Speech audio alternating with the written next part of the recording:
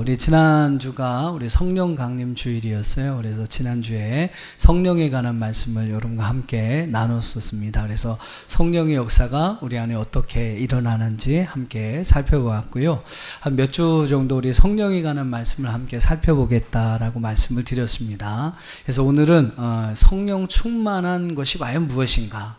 특별히 여러분 이 성령 충만은요, 오늘 말씀해 보면 우리의 삶하고 연관이 많이 되어 있습니다. 그래서 오늘은 여러분과 함께 과연 성령 충만한 삶은 무엇인가를 여러분과 함께 살펴보면서 말씀의 은혜를 나누고자 합니다.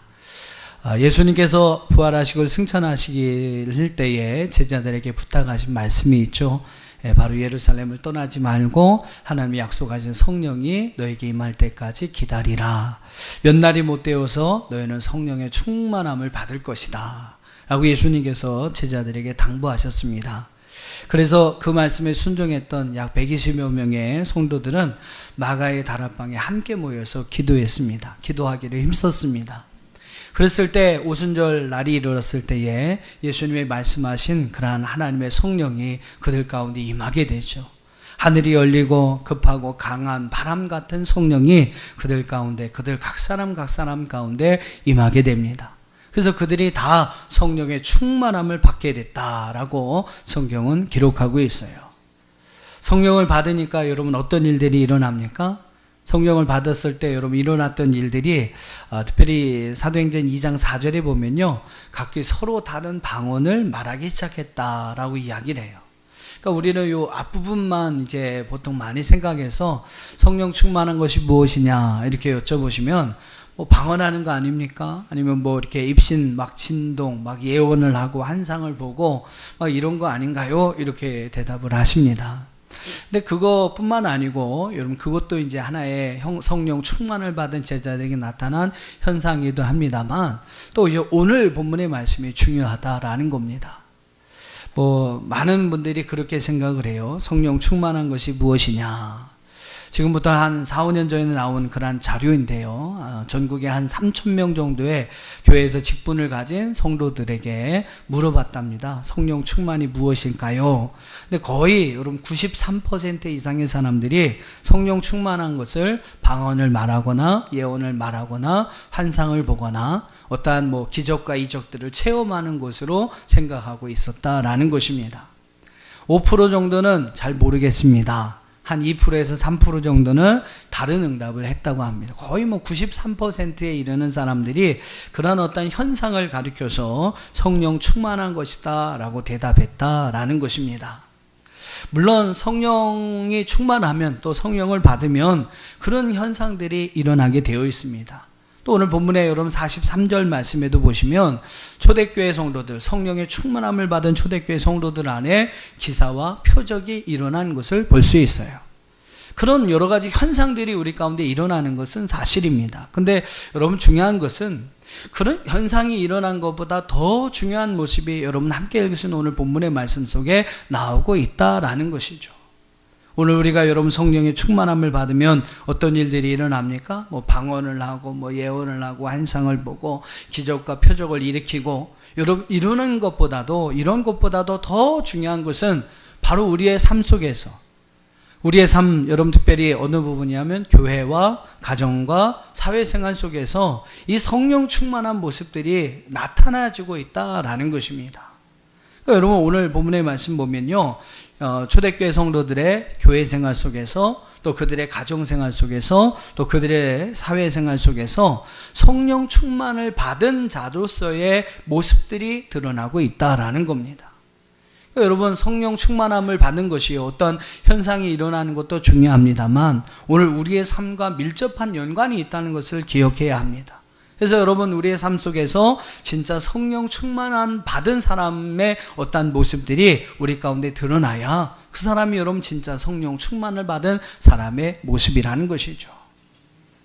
자, 한번 그 세 가지 부분에서 오늘 성령 충만함을 받은 초대교회 성도들의 모습이 어떠했는지를 우리가 한번 살펴보면서 은혜를 나누고자 합니다.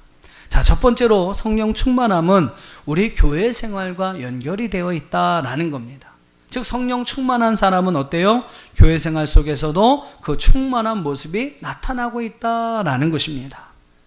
46절 여러분 상반절의 말씀을 한번 봐보세요. 46절 상반절의 말씀 보니까 초대교회 성도들은 날마다 마음을 같이하여 성전에 모이기를 힘쓰고 라고 성경은 말씀하고 있습니다. 성령 충만했던 초대교회 성도들은 교회 생활에서 두 가지 모습이 나타났다는 거예요. 하나는 뭡니까? 그들은 날마다 마음을 같이하였다. 또 하나는 뭡니까? 그들은 성전에서 모이기를 힘썼다라고 말씀하고 있어요. 첫 번째가 무엇입니까? 그들은 날마다 마음을 같이하였다라고 성경은 말씀하고 있어요. 교회 안에서 있는 모든 성도들 안에 한 마음이 되는 은혜가 일어났다라는 겁니다. 제가 여러분 늘 말씀을 드리죠. 하나 되는 곳에는 하나님께서 성령께서 역사하시는 줄 믿습니다. 막 나누고 싸우고 분열되는 곳은요, 막이나 역사하지 하나님 성령께서 역사하시지 않는다는 거예요.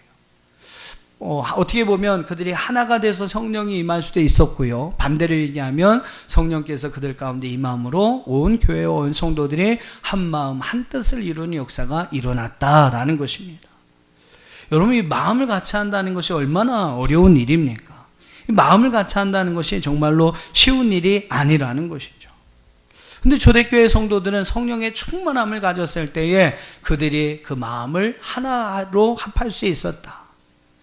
여러분 부부도 하나 같은 마음을 갖는 것이 쉽지가 않습니다. 한 마음을 갖는 것이 쉽지가 않아요. 이제 가끔 결혼을 한 신혼 부부들이 저에게 이렇게 상담을 요청할 때가 있습니다. 도저히 같이 못 살겠다는 거예요. 도저히 같이 못 살겠다. 결혼하기 전에는 이제 몰랐는데 같이 살아보니까, 그죠? 여러분 매일 하루 24시간 얼굴 맞대고 산다는 게 쉬운 일이 아닙니다. 살다 보니까 서로 안 맞는 게 너무나 많은 거예요. 목사님 도저히 이런 거 저런 거 안 맞아서 도저히 못 살겠습니다 라고 이야기를 해요. 그러면 제가 그럽니다.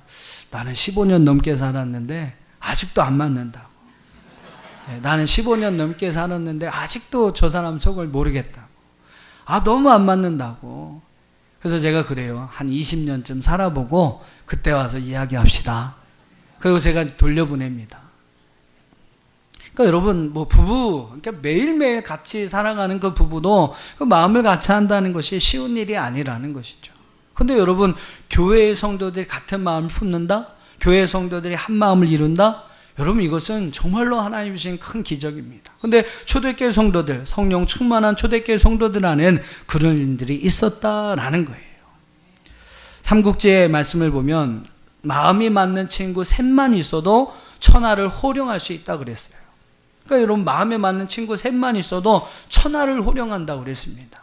그러니까 그만큼 여러분 마음을 같이 하는 것이 어려운 일이라는 사실입니다. 그런데 여러분 초대교회 성도들, 특별히 성령이 충만한 성도들은 그 일이 가능했다는 거죠. 불가능한 일들이 가능하게 되었다. 여러분 모두가 성령의 충만함을 받으시길 바랍니다. 그래서 우리 남천안교회가 온 성도들이 얼마나 서로 다릅니까? 그죠? 살아온 배경도 다르고, 어떤 배움의 정도도 다르고, 서로 성격도 다르고, 추구하는 가치관도 서로 다르고, 너무나 다른 게 많아요. 근데 그런 교회가 하나가 될 수 있는 이유는요, 바로 성령 충만한 것밖에 없다라는 겁니다. 우리 남천안교회가 정말로 성령 충만해서 온 교회, 온 성도들이 마음을 같이 하는, 날마다, 오늘 여러분 말씀을 뭐라고 그랬어요? 날마다라고 그랬습니다. 날마다 온 성도들이 마음을 같이 하였다. 우리 남천안교회도 이러한 하나님의 은혜가 있기를 주님의 이름으로 축원합니다. 두 번째로 어떤 모습이 나타났어요? 그들은 성전에 모이기를 힘썼다라고 이야기를 합니다. 왜 여러분 성전에 모이기를 힘썼을까요? 오늘 여러분 왜 우리가 이렇게 모였습니까? 예배하기 위해서, 하나님 앞에 예배드리기 위해서 모인 것이죠. 성령 충만한 초대교회 성도들은 이렇게 여러분 모여가지고 기쁨과 감사함으로 하나님 앞에 예배드렸다라는 겁니다. 또 예배드리기 위해서 그들은 기쁨과 감사함으로 성전에 함께 모이기를 힘썼다라고 이야기를 합니다. 그러니까 여러분 성령 충만한 성도들은 어때요? 예배드리는 것이 기쁜 겁니다. 예배드리는 것이 기쁘고, 여러분 하나님 앞에 나와서 기도하는 것이 기쁘고 즐거운 것, 이것이 여러분 성령 충만한 초대교회 성도들의 모습이었다는 거예요. 여러분 예배 나오는 것이 어떻습니까? 여러분 이 시간 예배 나오실 때 어떤 마음으로 오셨나요? 예배 드리는 것이 여러분 기쁨이십니까? 예배 드리는 것이 정말로 즐겁습니까? 예. 얼굴 보시면 별로 안 기쁜 분들도 몇 분 계신 것 같아요. 네.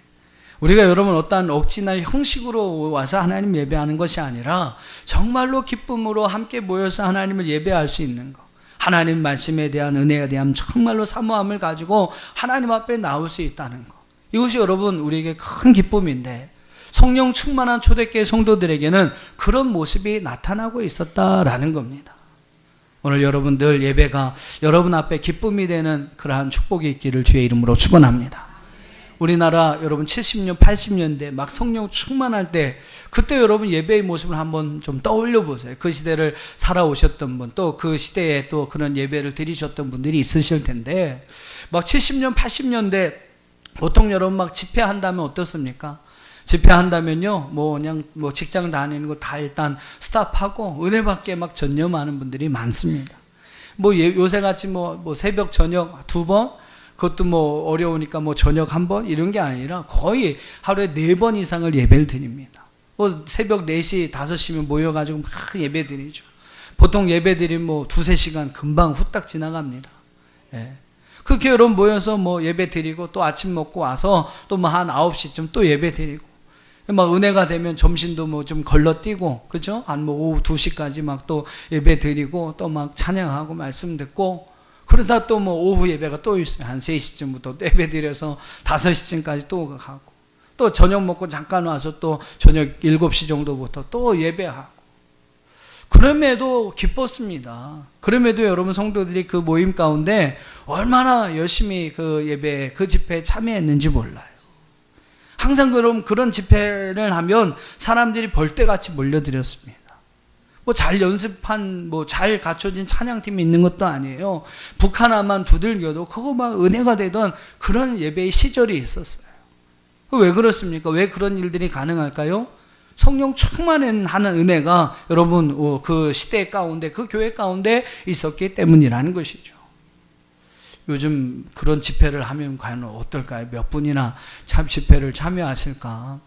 한번 이렇게 좀 퀘스천 마크가 뜹니다만, 성령 충만했을 때 일어나는 가장 아름다운 현상 중에 하나는 바로 예배가 기쁨이 되고, 또 그 예배가 정말로 자신의 그 인생 가운데 좋은 영향력을 주고, 예배에 나오는 것이 정말로 기쁨이 되는 그런 은혜가 있었더라라는 것입니다.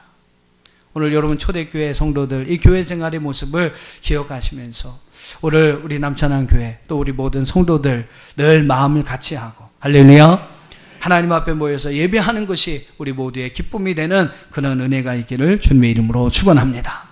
자, 두 번째로 성령 충만함은 또 초대교회 성도들의 가정생활과 연관이 있었다라는 것입니다. 46절 하반절의 말씀을 한번 보세요. 그럼 뭐라고 나옵니까? 집에서 떡을 떼며 기쁨과 순전한 마음으로 음식을 먹었다라고 이야기를 합니다. 그들은 초대교회 성도들은요, 기쁨과 순전함으로 집에서 기쁨과 순전함으로 함께 믿음의 교제를 나눌 수 있었고, 또 이 음식을 먹다라는 것은 예배를 이야기하거든요. 그러니까 가정마다 예배의 제단이 쌓여졌고, 그 가정에서 예배함으로 하나님께 영광 돌리는 일들이 일어나게 됐다라고 이야기를 합니다. 성령 충만한 초대교회 성도들은 교회에서뿐만 아니라 집에서도 기쁨과 순전한 마음으로 살았다라고 이야기를 해요. 이것이 여러분 성령 충만한 성도의 모습이었습니다. 방언을 말하고 막 예언을 하고 입신을 하고 막 기적과 이적이 표적이 일어나고, 여러분 이런 것 때문에 성령 충만함 받았다라고 이야기하는 것이 아니라, 그 성령 받은 사람을 통해서 그 가정에 기쁨이 넘쳐나는 거예요. 그리고 성령 받은 그 사람을 통해서 그 가정의 순전한 믿음으로 온 가족의 식구들이 하나님을 영접하고 순전한 믿음으로 하나님 앞에 나아가는, 하나님을 믿는, 하나님을 영접하는 그런 일들이 일어나더라라는 겁니다. 성경은 바로 그 사람을 가리켜서 성령 충만함을 받은 사람, 또 그 성령 충만함을 받은 사람을 통해서 가정마다 이런 은혜가 일어났음을 우리에게 증거하고 있습니다. 사랑하는 성도 여러분, 어떻습니까? 여러분은 가정에서 얼마만큼 기쁨을 만들어내는 사람이신가요? 한번 여러분 좀 생각해 보세요. 여러분 가정이 여러분 때문에 얼마나 웃을 일이 많이 있습니까? 여러분 때문에 얼마나 여러분의 가정이 기쁨이 되고 있습니까? 여러분 성령 충만함 받은 사람이라면 하나님은 여러분 때문에 하나님께서 여러분의 가정에 큰 기쁨을 주시는 줄 믿습니다. 그리고 여러분 때문에 여러분의 가정이 순전한 믿음으로 하나님을 경외하고 하나님을 영접하는 놀라운 역사가 일어나게 된다는 것이죠. 성령 충만한 남편은요, 늘 사랑의 말로 아내를 기쁘게 합니다. 성령 충만한 아빠는 늘 자상한 권면의 말로 자녀들을 잘 위로하고 양육해 가는 것이죠. 또 성령 충만한 아내는 남편에게 용기와 기쁨을 줄 수 있는 말로 남편을 격려하는 아내가 됩니다. 그냥 막 보기만 하면 잔소리를 해대고 그냥 남편의 기분을 언짢게 하는 아내는요, 성령이 조금 덜 충만한 아내라고 말할 수 있는 것이죠. 충고나 권면을 해도 여러분 좀 이렇게 좋게 할 수 있잖아요. 그죠? 기쁨이 될 수 있게 할 수 있지 않습니까? 남편에게, 자녀에게 정말로 언제나 기쁨을 줄 수 있는 그러한 지혜로운 말로 위로할 수 있는 아내. 그렇게 할 수 있는 어머니. 바로 그런 사람이 성령 충만한 삶, 가정에서의 그런 성령 충만한 사람의 모습이라는 것입니다. 기독교 가정사역 기관의 조사에 따르면 자녀가 부모로부터 이 말로서 많은 상처를 받는다는 이야기가 나옵니다. 가장 이제 자녀가 부모가 하는 말 중에서 상처받는 말이 있대요. 가장 많이 상처받는 말. 그게 뭘까요, 여러분? 뭐냐면, 최고로 많은 상처가 되는 말이 뭐냐면, 내가 제대로 하는 게 뭐가 있냐. 네가 뭐 제대로 하는 게 뭐가 있어? 그런 여러분, 그 부모의 비난의 말이 자녀의 마음에 큰 상처가 된다라는 것입니다. 또 반대로 여러분, 자녀에게 부모가 가장 상처를 받는 말이 있어요. 자녀 때문에 부모가 상처받는 말이 있는데 가장 큰 상처가 되는 말이 뭐냐면 엄마 아빠 때문에 창피해 죽겠어요. 연세 드신 부모님들한테 절대 여러분 이런 말 하시면 안 됩니다. 엄마 아빠 창피해, 그게 뭐냐, 막 창피해 죽겠어요. 그런 말이 제일 부모에게 상처가 되는 자녀의 말이라고 합니다. 반대로 그렇다면 가장 힘이 되는 말이 여러분 무엇일까요? 부모가 자녀에게 있어서 부모가 자녀에게 자녀의 입장에서 부모가 하는 말 중에 가장 힘이 되는 말은 그 자녀를 소중하게 여기는 말이라고 합니다. 그러니까 예를 들면 넌 이 세상에서 가장 소중한 사람이란다. 한번 옆에 자녀가 있으시면 한번 얘기해 보세요. 자녀가 어디다 떼놓고 오셨나요? 자녀 있으신 분이 한 분도 없네요.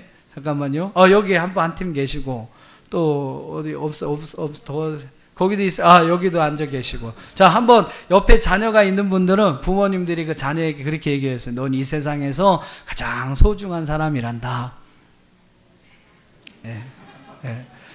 여러분 그 말이 자녀들에게 가장 힘이 되는 부모의 말이라고 이야기를 합니다. 반대로 여러분 부모는 어떨까요? 자녀에게 어떤 말을 들었을 때 부모가 가장 힘이 될까? 존경한다는 말 있잖아요. 내가 엄마 아빠 닮고 싶어요 하는 말을 들었을 때 가장 부모가 힘이 된다고 합니다. 자, 이번에는 한번 자녀가 부모님에게 자, 부모님 존경합니다 한번 해보시죠. 저는 꼭 나중에 커서 부모님처럼 될 겁니다. 해보세요 빨리. 안 하시면 일어나서 크게 시킬 거예요. 다시 한번 해보세요. 부모님 존경합니다. 난 나중에 커서 부모님처럼 될 겁니다. 시작. 큰 소리. 큰 소리, 뒤에 사람 들리게 큰 소리로 해요. 그렇습니다, 여러분. 그러니까 어쨌든 가정에서도 여러분 성령 충만한 부모와 자녀들은 서로에게 기쁨을 주고 힘이 줄 수 있는 그런 말이 오가게 된다라는 겁니다. 또 뭐 어떤 일들이 일어납니까? 집에서 떡을 떼며 그랬어요. 신약시대에 이 떡을 떼는 행위는 바로 예배 가운데서 하나님의 은혜를 나누는 성찬의 의미를 예미합니다. 즉 성령 충만한 초대교회 성도들은 집에서 떡을 뗍니다. 집에서 하나님 앞에 예배를 드린 것이죠. 온 가족이 함께 모여서 하나님의 은혜를 찬송하고 하나님 앞에 함께 믿음으로 기도하고 온 가정의 여러 가지 또 하나님의 말씀으로 함께 은혜를 나누고, 여러분 이러한 모습이 성령 충만한 성도를 통해서 주신 가정의 모습이라는 것이죠. 요즘 뭐 너무 시대가 바쁘고 상황이 바빠서 과연 우리 성도님들 가정에 몇 가정이나 가정 예배를 드리실까 이렇게 한번 제가 궁금하기도 합니다. 뭐 작년부터 저희가 이 말씀 묵상 운동 해가지고 어린이부터 우리 어른들까지 매일매일 말씀을 묵상하는 말씀을 좀 이렇게 동일하게 해서 말씀 묵상 나눔 운동을 진행하고 있는데 과연 여러분 가정이 얼만큼 참여하실까 이제 궁금하기도 해요. 그러니까 사랑하는 성도 여러분, 가정에서 짧게라도 같이 예배의 전환을 쌓으실 수 있기를 바랍니다. 그것이 여러분 가정이 축복받는 비결이고요. 또 여러분이 자녀들이 잘 자라날 수 있는 비밀이 됩니다. 그러니까 여러분 꼭 가정에서 예배의 재단을 쌓을 수 있기를 주님의 이름으로 축복합니다. 자, 세 번째로 성령 충만은 우리의 사회생활과 연관이 있더라라는 것입니다. 자, 44절과 45절 같이 한번 읽어보겠습니다. 시작.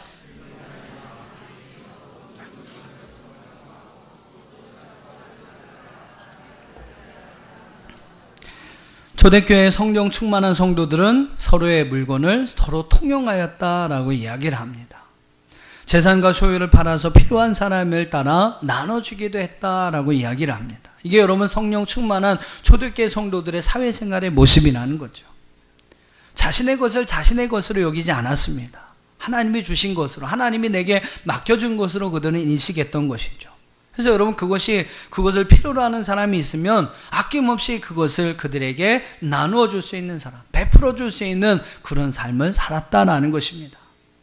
이처럼 여러분 성령 충만한 성도는요, 사회생활에서 자신의 재산과 소유를 그것을 필요로 하는 사람과 함께 나눌 수 있어야 합니다.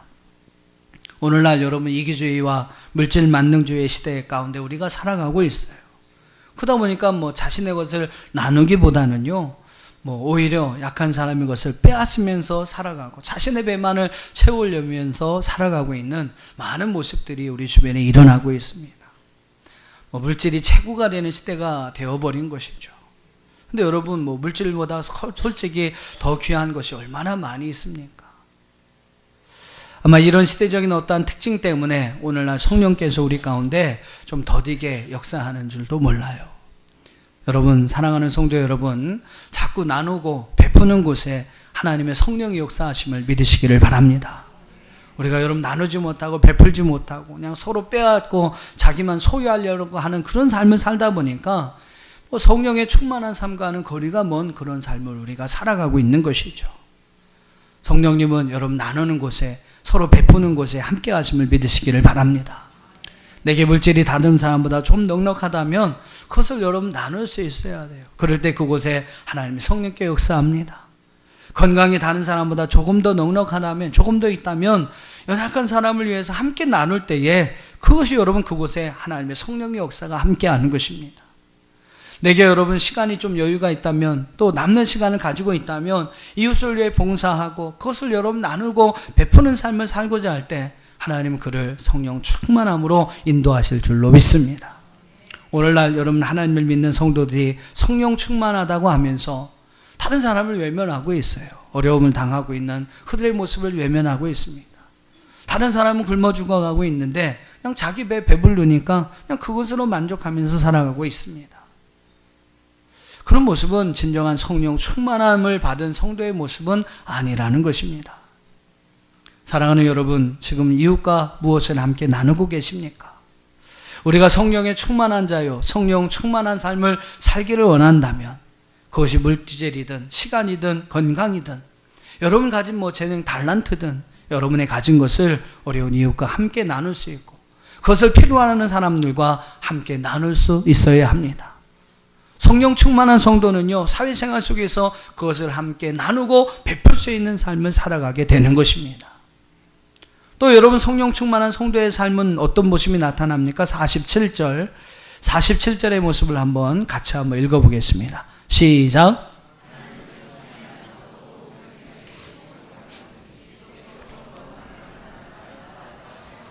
할렐루야.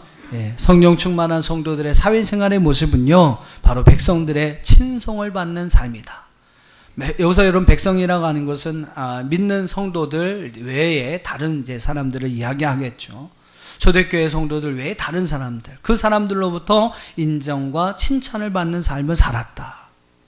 우리가 여러분 초대교회 성도들과 같이 정말로 성령 충만한 삶을 살아가기를 원하면 우리는 백성들의 칭송을 받는 성도가 되어야 합니다. 좋은 소문난, 저 사람 정말로 인정받는, 참 믿을 만한 사람이야. 여러분 세상 사람들로부터 그런 인정과 칭찬을 받을 수 있어야 합니다. 나 저 사람 때문에 괜히 예수님 믿고 싶어진다. 나 저 사람 때문에 괜히 교회 가고 싶어진다고.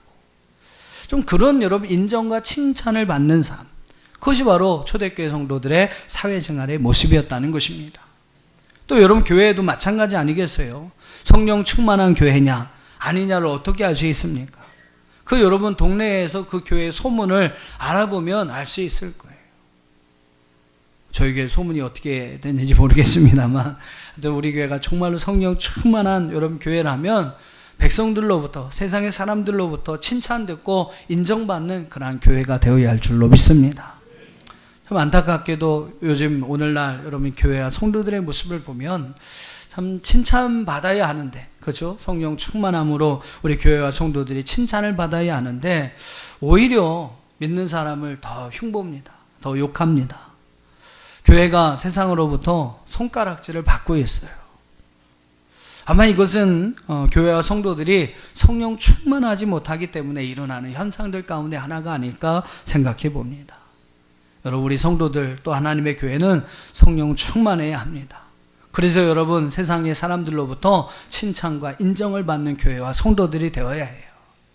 여러분 전도가 뭡니까? 오늘 47절의 말씀 보면 그런 인정을 받았을 때, 백성들로부터 칭송받는 삶을 살았을 때 하나님께서 구원받는 사람의 수를 날마다 더하게 하셨다라고 이야기를 합니다. 여러분 전도하는 게 무엇일까요? 오늘 우리의 삶을 통해서 하나님의 살아계심을 드러내고 하나님의 여러분 말씀을 나타내는 것이 바로 여러분 전도입니다. 우리의 모습이 여러분 전도지라는 거예요. 한번 따라해 보세요. 내 모습이 전도지다. 여러분 뭐 전도지 가지고 막 열심히 날르고 뭐 공공장소에서 소리친다고 여러분 그게 전도하는 게 아닙니다.